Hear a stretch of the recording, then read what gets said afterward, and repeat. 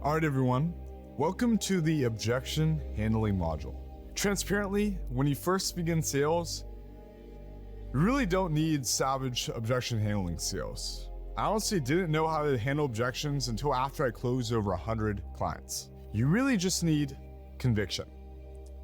That being said, I thought it would be a disservice to you not to add an in-depth objection handling module in this course. First, we're gonna do a high-level overview, and then we're gonna dive into the nitty-gritty details.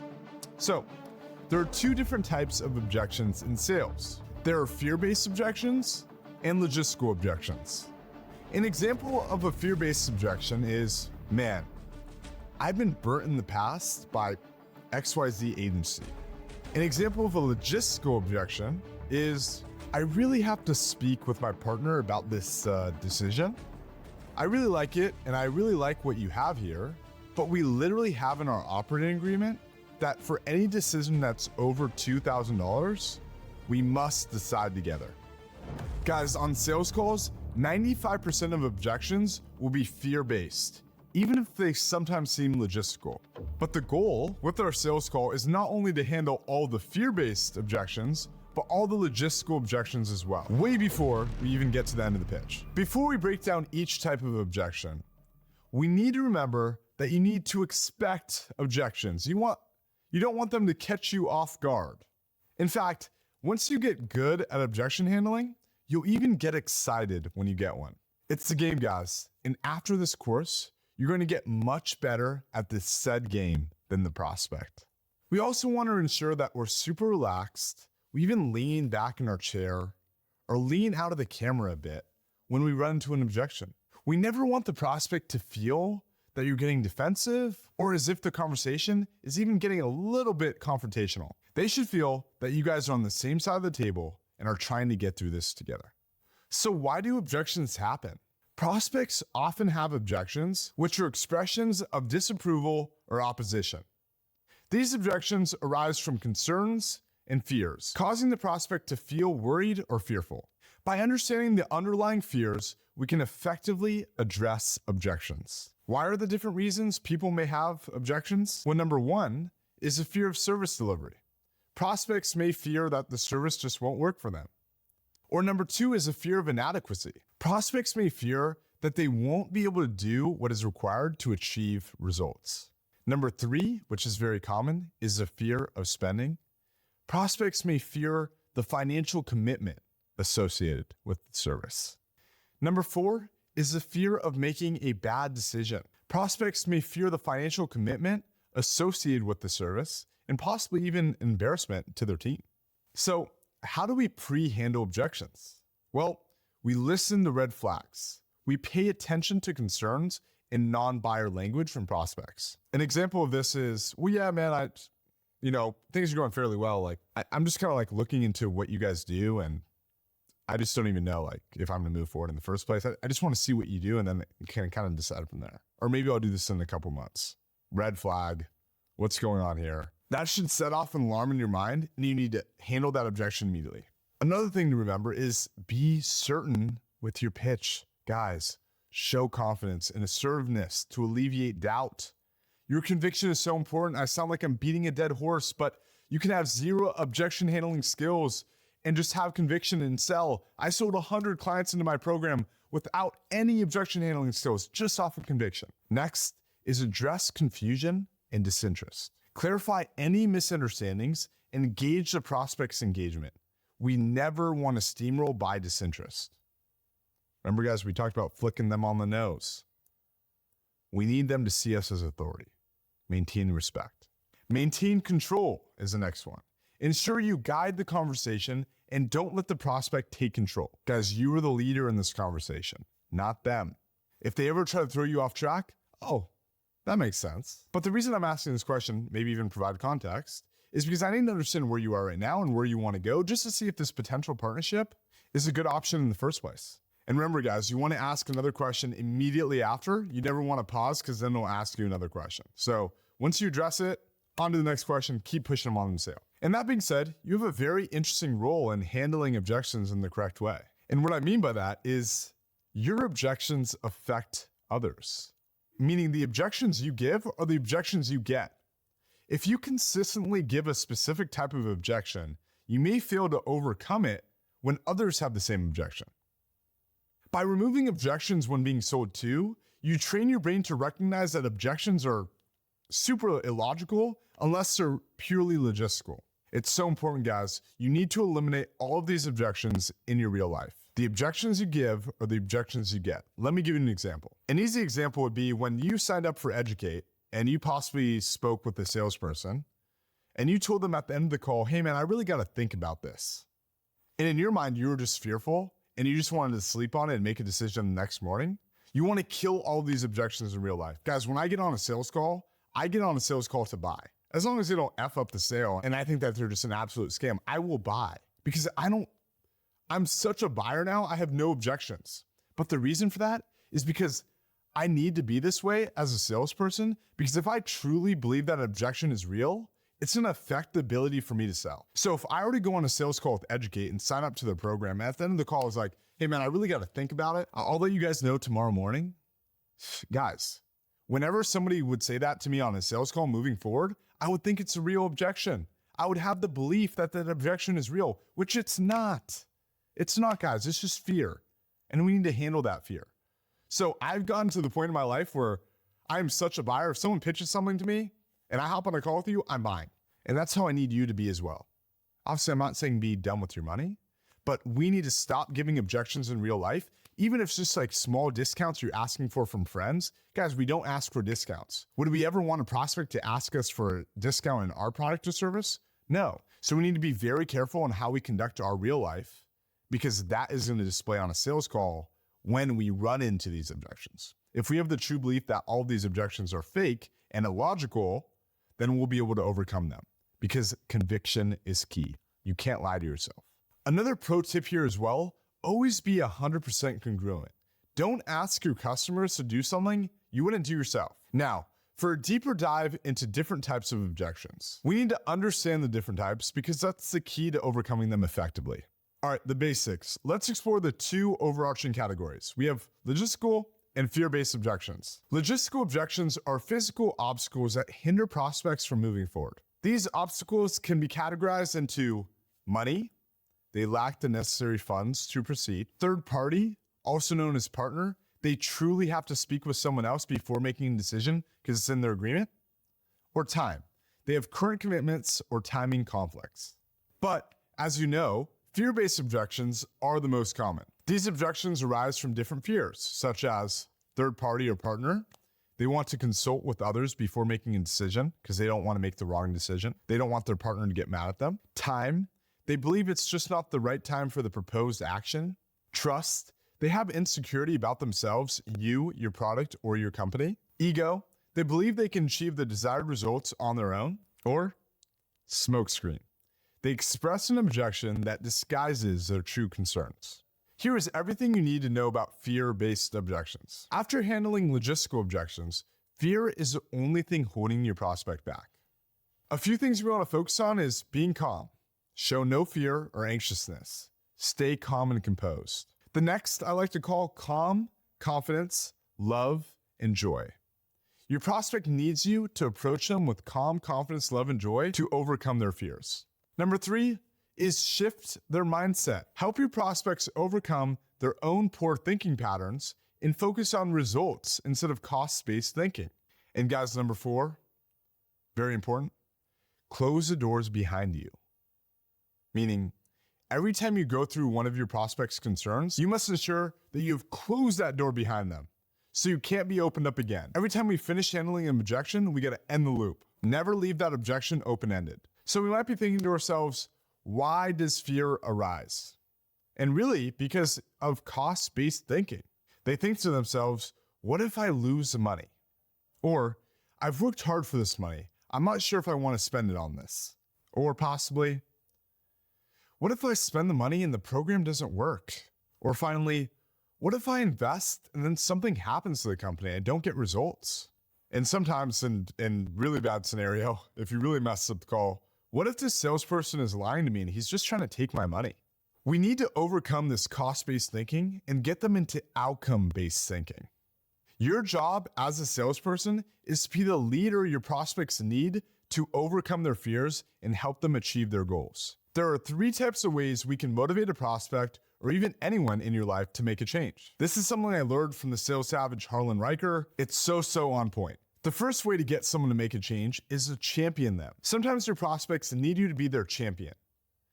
For example, a way to champion someone is saying, hey man, you're a smart person. I know you'll be successful with this, right? You're empowering them. The next way you can motivate someone is to challenge them in their thinking. An example of this would be, what happens if you're wrong though?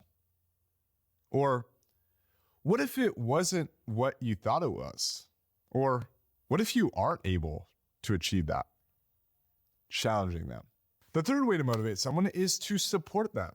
An example of this would be, look, man, we'll be holding your hand every step of the way to make sure this is successful. Every person has a different way they need to be motivated.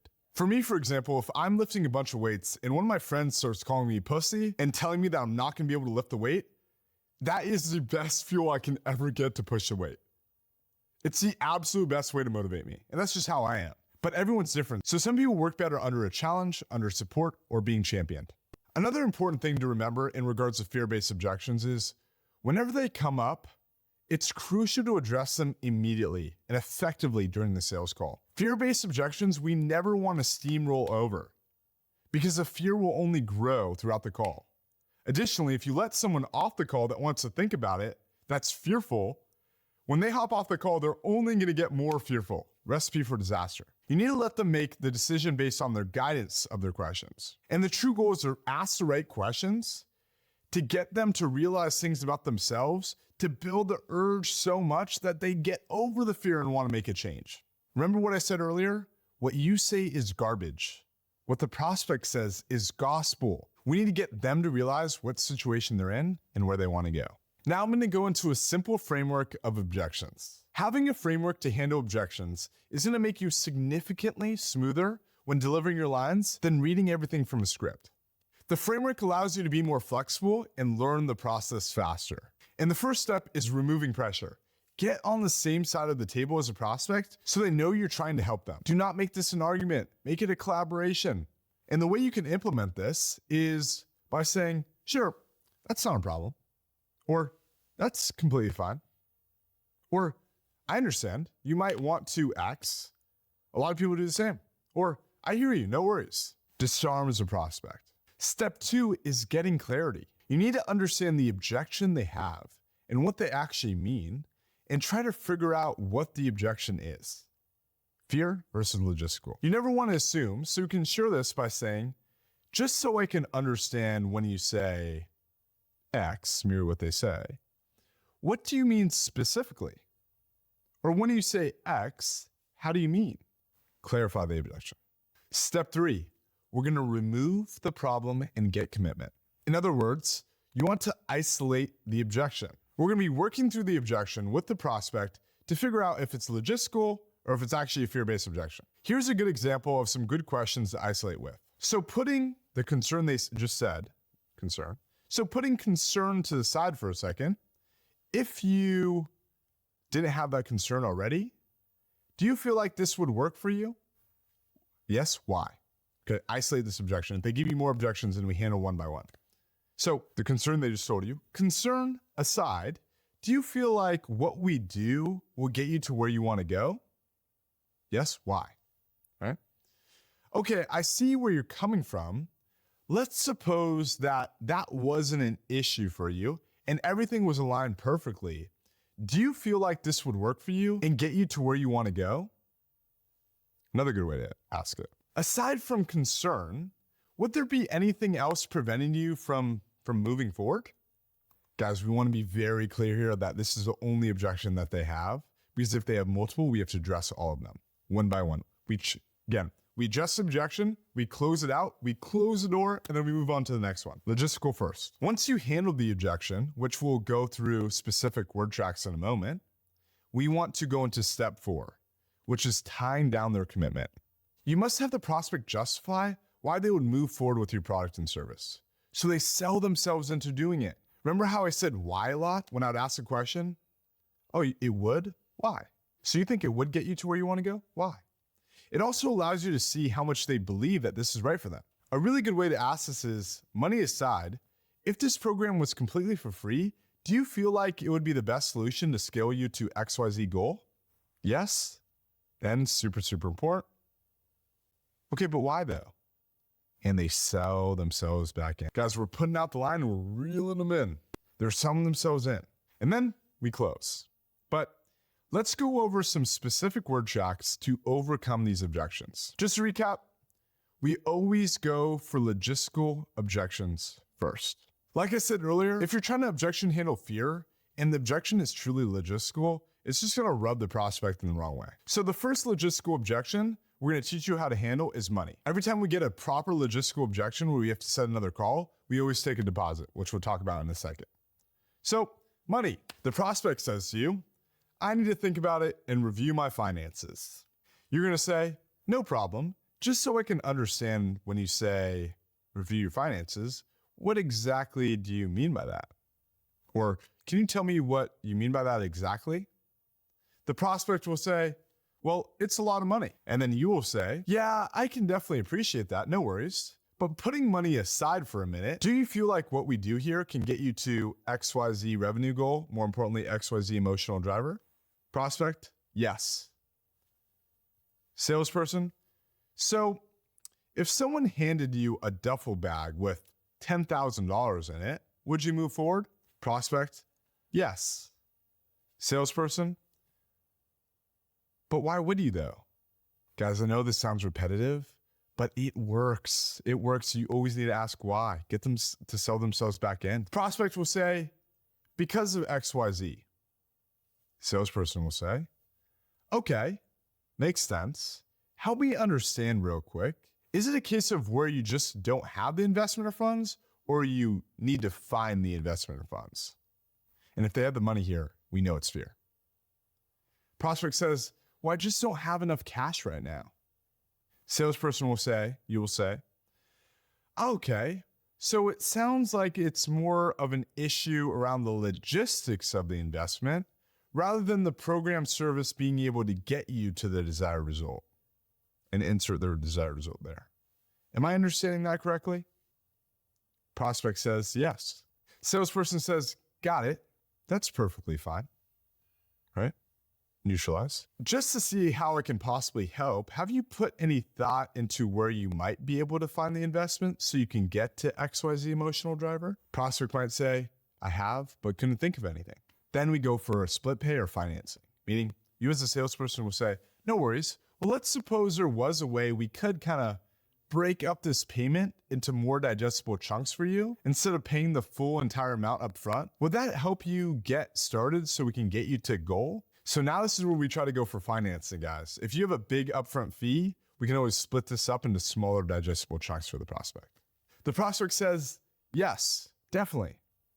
You say, okay, so we can do X amount of money over Y amount of time, or we can do X amount of money over Z amount of time. Which do you feel like you need? They give you a good answer, you close them there.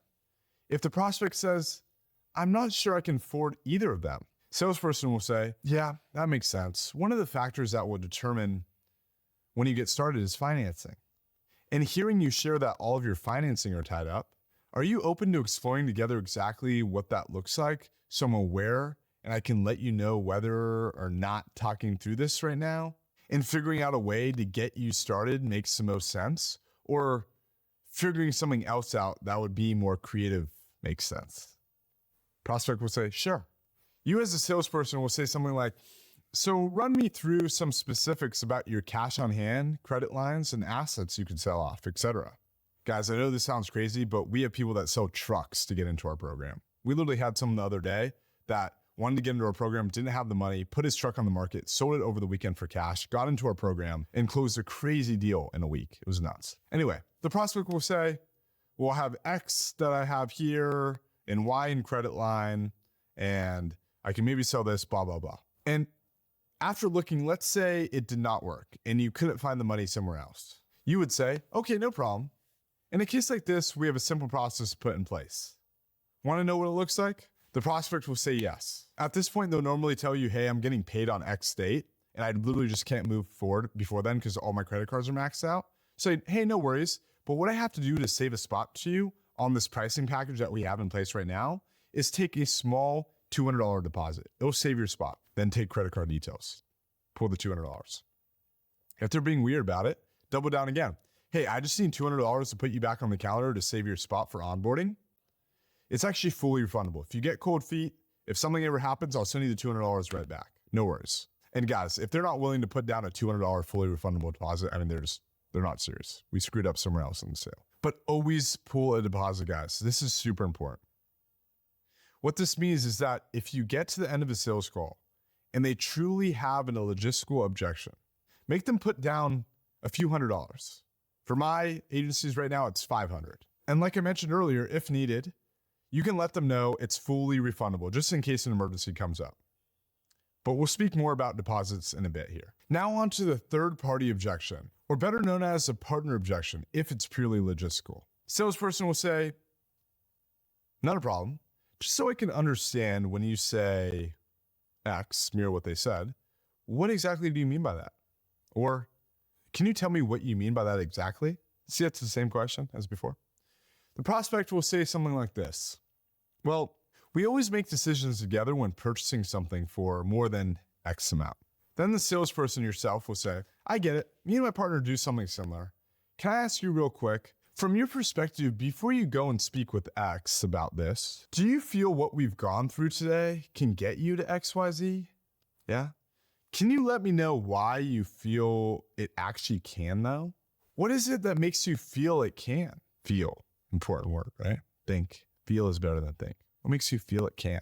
And so I understand the situation here. Is talking to X partner name more of getting permission type of thing or more of a formality? Just kind of letting them know. Guys, this is where you hit on their ego, right? Oh, I'm just letting them know, not permission. After a good answer, you'd say, when you go speak with your partner, what is it that actually makes you want to do that? Just to see if I can help. If they give you a bad answer, would be, okay, cool. When you go speak with your partner, how do you feel they would want you to improve skills so we can get the outcome we're looking for? Or what would they think about this system? Why though? The goal here, guys, is we want to play on their ego a bit and say, do you need permission from your partner? Oh no, I'm just letting them know. And then we get them to just make the decision on the call, okay? If they actually have to, then we let them go, but put down the deposit. Another good question to ask is, so in a similar vein, when you previously presented something to them, were there any discussion points that hindered progress and prevented you from moving forward at that time? Say it's super logistical and they say, well, it's in our operating agreement. I have to speak with them. Pull a deposit and set the follow-up with partners. All right, on to the next. If it's a logistical time objection, the prospect is to say, it's not the right time. I might just do it down the line. You as a salesperson will say, oh, good. Just so I can understand when you say X, what exactly do you mean by that? Or can you tell me what you mean by that exactly? Remember, guys, same question. The prospect might say, well, I'm on vacation for the next 2 weeks and I won't be able to focus on the program at all. Guys, this is very common. People go on vacation or they're not ready for a couple weeks. You as a salesperson will say, okay, that makes sense. No worries. Let me ask you real quick. Do you feel like what we've been through today together can actually get you to XYZ goal? Oh, can? How come? What makes you feel that way? See how it's the same flow, guys, for all these different objections? Then you could ask the question of, all right, so is this more of a case of this being a when thing rather than a if thing? Yeah, it's more of a when thing. Copy that. Not a problem. Take a deposit, set up a time to speak when they're back from vacation. Logistical. And finally, guys, if it's a think about it objection and you aren't sure if it's logistical, use the following word track. That's not a problem. In the way you currently deal with decisions like this, how long do you typically need to do that? Okay, and just to see if I could help here, because I hear this quite a lot, what are some of the possible feelings, hesitations, reservations, or thoughts that you might be having that's causing you to want to take some time and think? If they give you a BS answer here, guys, no worries. Would you be open to looking at it from a different perspective? Most of the time they will give you a BS answer. So Again, no worries. Would you be open to looking at it from a different perspective? Now it's time for the reframe. We always want to ask, are you open to looking at it from a different perspective? If yes, then we go into an analogy. A good reframe to use here is, all decisions that you have made up to this point have led you to where you are, correct? So imagine you're an overweight person that wants to get into shape. Do you think that being an overweight person that's seeking to get a ripped body, that you're going to make decisions in the frame of being overweight or someone that's already in shape? Specifically, are you going to continue making decisions on the way you work out and the way you diet based on how you've made them in the past, which got you to this point? Or are you going to try to put yourself in the frame of someone that's already in shape and already making those correct decisions around working out and eating like they would? Then you can ask, because they'll get the analogy if you explain it the right way. So are you ready to make a change? If they still give you the answer, I want to think about it, I usually hit them with something like this. I hear you. One of my partners always used to tell me that it really doesn't take time to make a decision. It really takes information.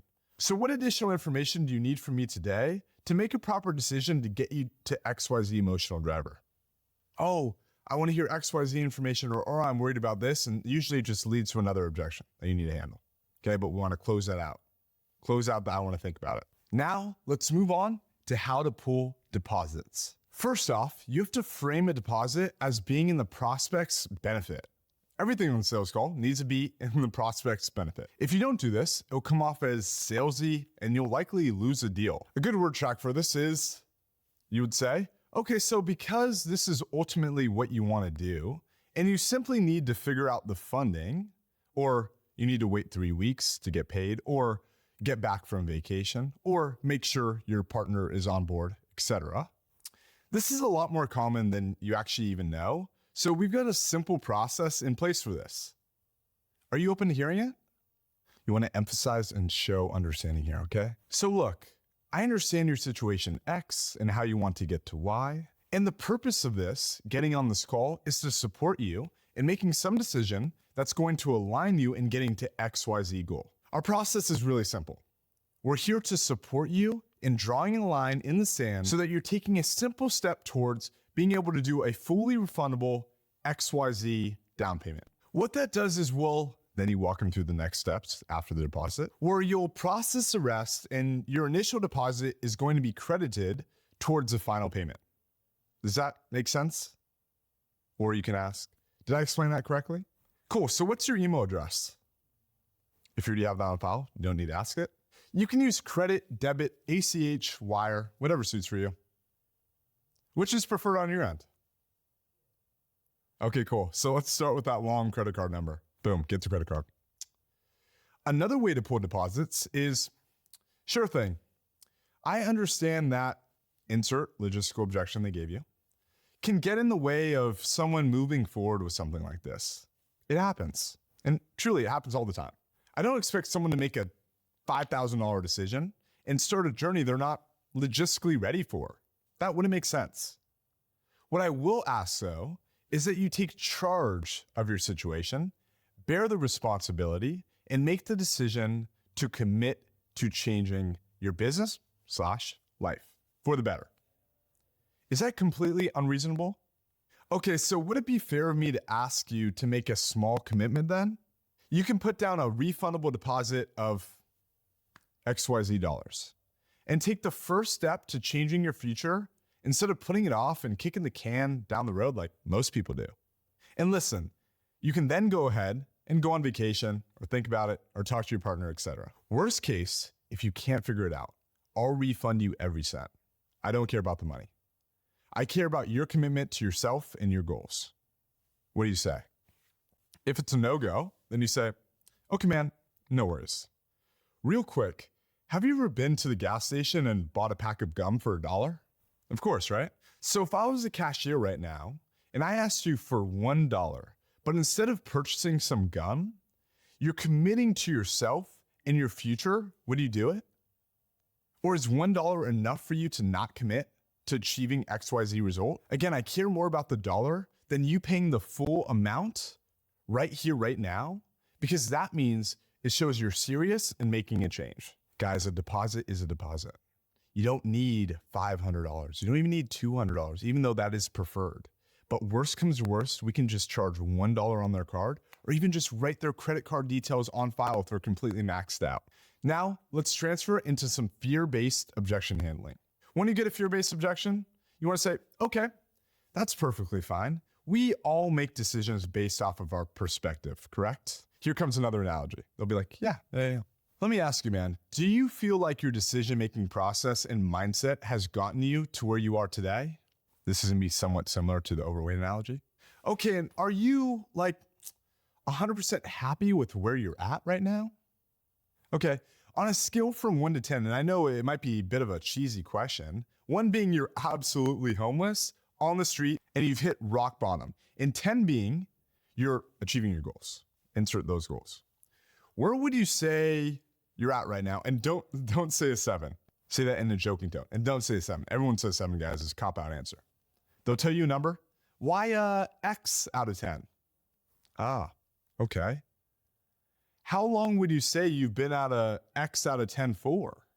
Right, so that decision-making process and mindset has led you to be a X out of 10 in your life for the last time frame they told you. Do you honestly want to dictate your results moving forward based off of this? No. Why not though? Okay, so it seems to me like you have a choice here.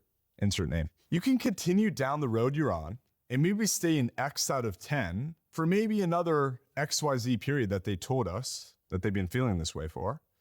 Or you can choose to get after it and make a real change. And listen, I know it's not easy. I've been where you are, but one way or another, whether it's now, 6 months from now, or 2 years from now, you have to do something eventually, right? But adding time to this, it's not going to improve things for you. So what do you feel like you need to do right here, right now, that is going to allow you to get to XYZ goal? End of loop, guys, okay? Another way to ask that is like, what do you need to do to ensure that you have conviction when you lay your head down tonight on your pillow that you made the best decision possible to not only move the needle in your business, but more importantly in your life to XYZ emotional driver? End of loop, right? They'll say, oh, I need to make a change, okay?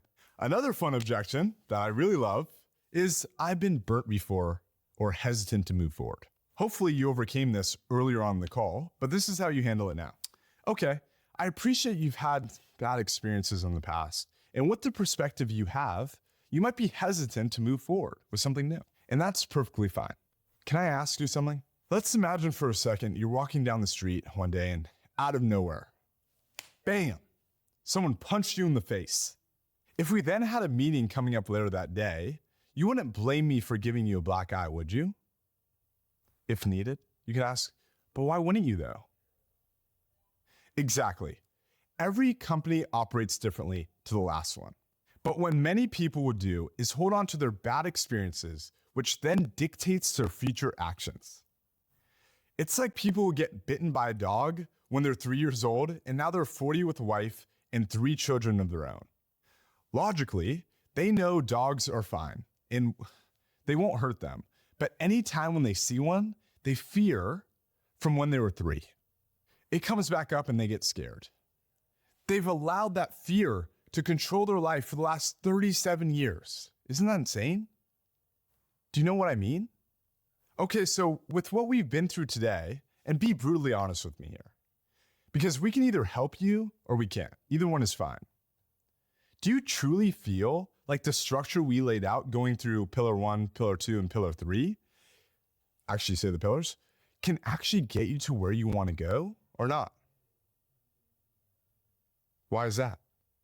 This is where you get a chance to logistically handle any questions they might have. If they say yes, why? Makes sense. So what do you feel like you need to do to put yourself in the best position where you can go actually achieve XYZ emotional driver? End of loop. See what we did there? Another variation of I've been burnt before or hesitant to move forward is this. Sure thing. That's not a problem. I can understand that having been through those experiences, you might be hesitant to move forwards. I've been there, man. Something that was really powerful that a mentor of mine once said was, the mistakes and misfortunes you've been through in the past are the tuition you have to pay to make the right decision now. It's similar to dating someone.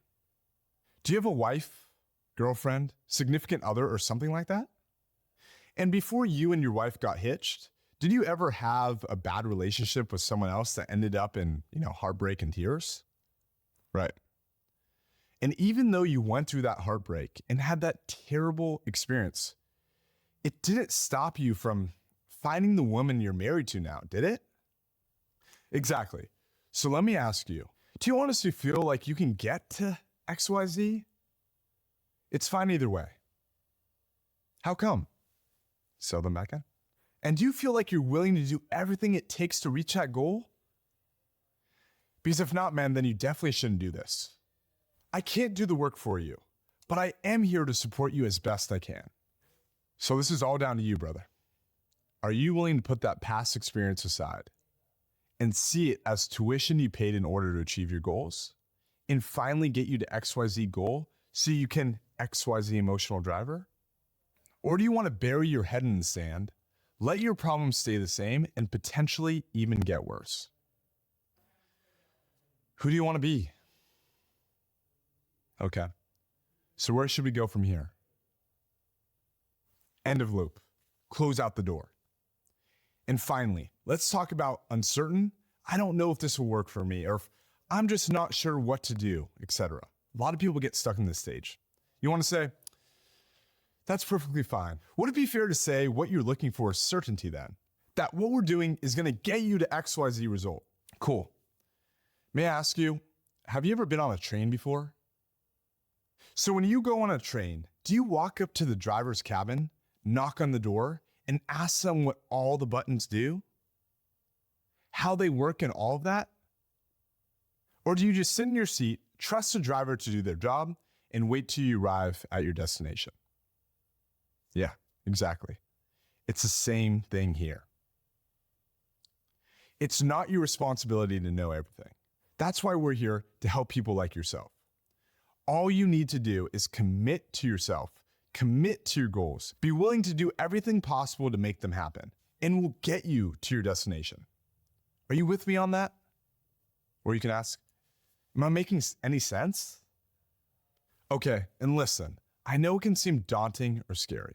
I've been where you are many, many times, believe me. But that uncertainty is a good thing. No one can tell the future. All they can control is the actions they take to put on themselves in the best position possible to achieve what they want to achieve. If my mentors hadn't taken me by the hand and walked me over the line to push me into committing to myself and the people that I love, there is zero chance I'd be sitting here talking to you today. You can even insert a story where a family member or someone you trust did this for you. Maybe watching Iman's videos. So I owe them and I owe you, but more importantly, you owe it to yourself. What do you feel like you need to do so when you go to bed tonight, you know you're doing everything you can to put yourself in the position to be able to achieve XYZ result? End of loop. Guys, these are powerful word tracks. Again, it's very complex. I didn't know objection handling until I closed over 100 clients. It's not necessary. What is necessary is conviction. It is conviction. Conviction sells. Confidence sells. But once you start getting good and start taking reps and start closing deals, if you can implement these word tracks, it will change the game. It will absolutely change the game. And that wraps up this module. To overview, we went over the basics of objection handling, logistical and fear-based objections. And then we went deep in how to properly handle all these objections to the T with proper word tracks. For our action steps of this module, we're gonna do a Jordan Belfort exercise. What we're gonna do is we're gonna take a piece of paper and we're gonna write down every single objection you get on a sales call. Then you're gonna write out a word track based off of these anecdotes so you have a written script or framework whenever a prospect gives you a specific objection in your niche. So please, write down all the objections and build out a framework or a script around them. In the next module, we'll be putting this stuff in action. We're gonna be going over a role play where me and Matt dive into the weeds of a live conversation of an intro call and a demo call. I already told Matt not to go easy on me. So we're gonna see these skills be put to work. See you there.